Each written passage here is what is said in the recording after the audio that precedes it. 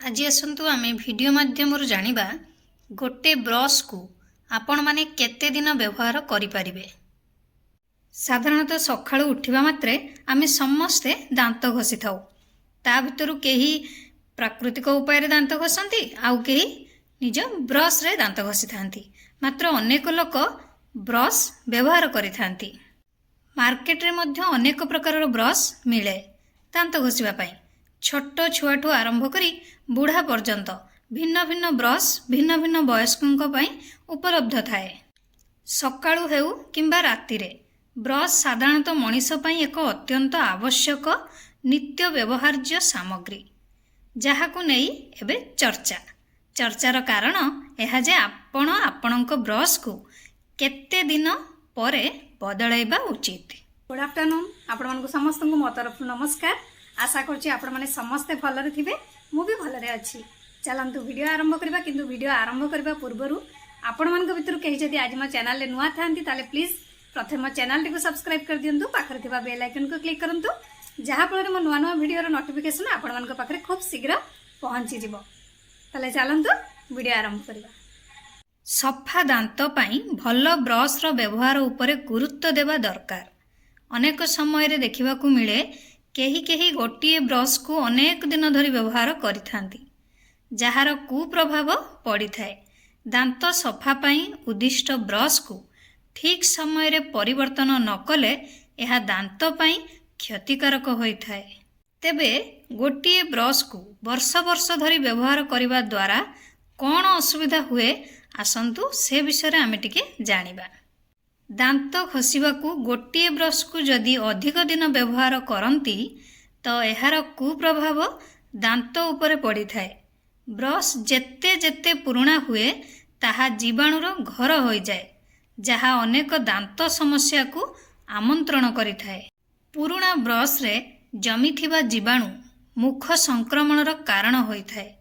ठीक समय रे ब्रश न बदलाइले माढ़ी फुलिबा सहित संक्रमण हेबा मध्य आशंका बढ़ी जाए। घोरी होइथिबा ब्रश रे दांत भलरे सफा होई न थाए, फलरे कैविटी समस्या मध्य देखा दिए। दंत चिकित्सक अनुसार प्रति 3 मास रे ब्रश बदलाइबा आवश्यक। एहा द्वारा दांत सफा रहिबा सह माढ़ी दृढ़ होई थाए। ब्रश किनिबा समय रे एहा जेपरि हातरे भल भाबे धरी हेउथबो एवं पाटीर कोण अनुकोण सफा करि पारुथबो सेथिप्रति गुरुत्व देबे। ये तो आमर ब्रश कथा गला। एबे आसंतु आमे जानिबा दांत जंत्रणारू तुरंत मुक्ति पाइबा पई घरोई उपचार कौन सब अच्छी। जदि आपण मानकर हठात दांत पेन हवा आरंभ हो जाइछि, जोटा कि पाखरे आपणकर किछि कोनोसी हॉस्पिटल बा मेडिसिन स्टोर अवेलेबल नाही, तो आपण माने कोन करि पारिबे से टाइम रे को जोटा कि आम घरे जोटा उपचार अच्छी जहाकू कि आपण माने अप्लाई करी आपणकर दांत बिंधा जंत्रणाटी को संगे संगे भल करि पारिबे। ताले चलंतु से विषय आम वीडियो माध्यम जानिबा। प्राय समस्ते निज जीवनर किछि समय रे दांत रे जंत्रणा अनुभव करिथांती। यह एक समस्या जहा हेतु जड़े व्यक्ति किछि खाई पारि न थाए बा कोनोसी काम भी करिया पई इच्छा प्रकाश करि न थाए एवं दिन सारा चिंतारे रही थाए। यह मध्य होई पारे जे दांत रे पीड़ित व्यक्ति निज काम छाड़ी चिकित्सा पई डाक्तर निकट को जाती, किंबा बेले बेले यह मध्य घटे जे राति रे हठात दांत जंत्रणा आरंभ हुए एवं व्यक्ति सकाळ पर्यंत असुविधारे रही थाए। तेणु एपरी परिस्थिति रे दांत जंत्रणा पई घरोई उपचार विषय जानिबा अत्यंत जरूरी अटे। जदि आपण मध्य दांत रे जंत्रणा अनुभव करूछंती तेबे आपण घरोई उपचार चेष्टा करि पारिबे।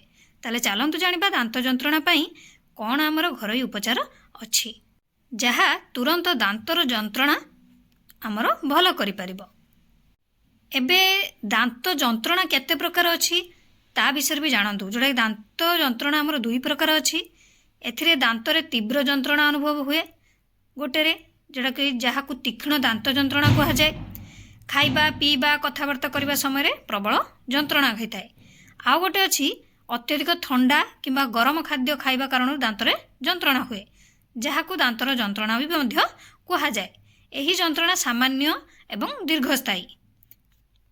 दांतर जंत्रणा हेबार कारण कौन ना दांत को सुस्थ रखिया पई दांतर जत्न नेबा निहाती जरूरी। ଯଦି ଦାନ୍ତକୁ ସଠିକ୍ ଭାବରେ ସଫା କରାଯାଏ ନାହିଁ ତେବେ ପୋକରେ ସଂକ୍ରମିତ ହେବାର ଆଶଙ୍କା ଥାଏ, ଯାହାଦ୍ୱାରା ଦାନ୍ତରେ ଯନ୍ତ୍ରଣା ଆରମ୍ଭ ହୋଇଯାଏ। ଦାନ୍ତର ଭୁଲ ସଫା, ଯେଉଁଟାକି ଦାନ୍ତକୁ ଭଲ ଭାବରେ ଠିକ୍ସେ ସଫା ଯଦି ନ କରିଲେ ତ ସେଗୁଡ଼ିକର ଯେଉଁ ଦାନ୍ତର ମୂଳ ଗୁଡ଼ିକ ଦୁର୍ବଳ ହୋଇଯାଏ, ଯାହାଦ୍ୱାରା ଦାନ୍ତରେ ଯନ୍ତ୍ରଣା ହୋଇଥାଏ। ଦାନ୍ତ ଭାଙ୍ଗିଯିବା କାରଣରୁ ମଧ୍ୟ ଦାନ୍ତ ଯନ୍ତ୍ରଣା ହୋଇଥାଏ। ନହେଲେ ଦାନ୍ତ ପଛକୁ ଯଦି ଦାନ୍ତ ଉଠିଥାଏ ସେଥିପାଇଁ ବି ଆମର ଦାନ୍ତ ଯନ୍ତ୍ରଣା ହୋଇଥାଏ, କିମ୍ବା ଅତ୍ୟଧିକ ମିଠା ଖାଇବା ଦ୍ୱାରା ମଧ୍ୟ ଦାନ୍ତ ଯନ୍ତ୍ରଣା ହୋଇଥାଏ।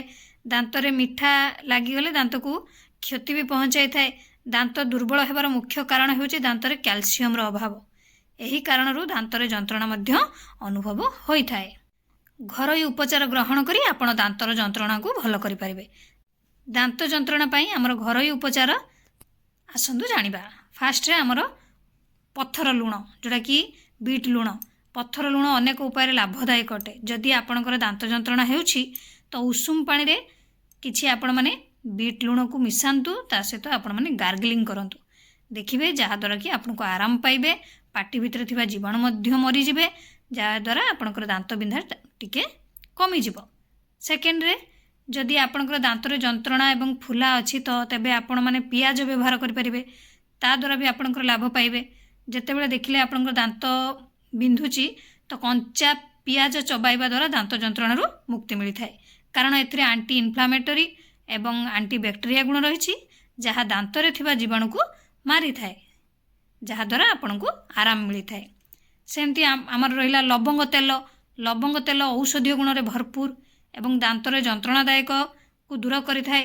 ଲବଙ୍ଗ ତେଲ ଦାନ୍ତରେ ଯନ୍ତ୍ରଣା କିମ୍ବା ଫୁଲି ଯାଇଥିବା ଦାନ୍ତକୁ ଭଲ କରିବା ପାଇଁ ଏ ବହୁତ କାମ ଭଲ ଦେଇଥାଏ। ଆପଣମାନେ କ'ଣ କରିବେ ନା ଗୋଟେ କଟନ୍ ନେଇଯିବେ, କଟନ୍ ବଲ୍ବ ଯେଉଁଟାକି ତୁଳା, ସେଥିରେ ଆପଣମାନେ ବୁଡ଼େଇ ଦେବେ ସେଇ ଲବଙ୍ଗ ତେଲରେ ତୁଳାଟିକୁ, ତାପରେ ଆପଣଙ୍କର ଦାନ୍ତ ମାଢ଼ିରେ ତାକୁ ଦେଇଦେବେ। ନହେଲେ ଆପଣମାନେ ଯଦି ଲବଙ୍ଗକୁ ନହେଲେ ଗୁଣ୍ଡ କରିକି ବି ଆପଣଙ୍କର ଦାନ୍ତରେ ଦେଇପାରିବେ, ତାଦ୍ୱାରା ବି ଆପଣଙ୍କର ଆରାମ ମିଳିବ, କାରଣ ଏଥିରେ ଆଣ୍ଟି ବ୍ୟାକ୍ଟେରିଆ ଏବଂ ଆଣ୍ଟି ଇନଫ୍ଲାମେଟରୀ ଗୁଣ ମିଳିଥାଏ। ଆଶା କରୁଛି ଆପଣମାନଙ୍କୁ ଭିଡ଼ିଓଟି ବହୁତ ଭଲ ଲାଗିଥିବ, ତା ସହିତ ହେଲ୍ପଫୁଲ୍ ବି ମଧ୍ୟ ଲାଗିଥିବ। ଯଦି ଭଲ ଲାଗିଥାଏ ତାହେଲେ ନିହାତି ଲାଇକ୍, କମେଣ୍ଟ, ସେୟାର, ସବସ୍କ୍ରାଇବ୍ କରିଦେବେ। ମୋତେ ତାହେଲେ ବିଦାୟ ଦିଅନ୍ତୁ, ପୁଣି ଦେଖା ହେବ ନେକ୍ସଟ ଭିଡ଼ିଓରେ। ନମସ୍କାର।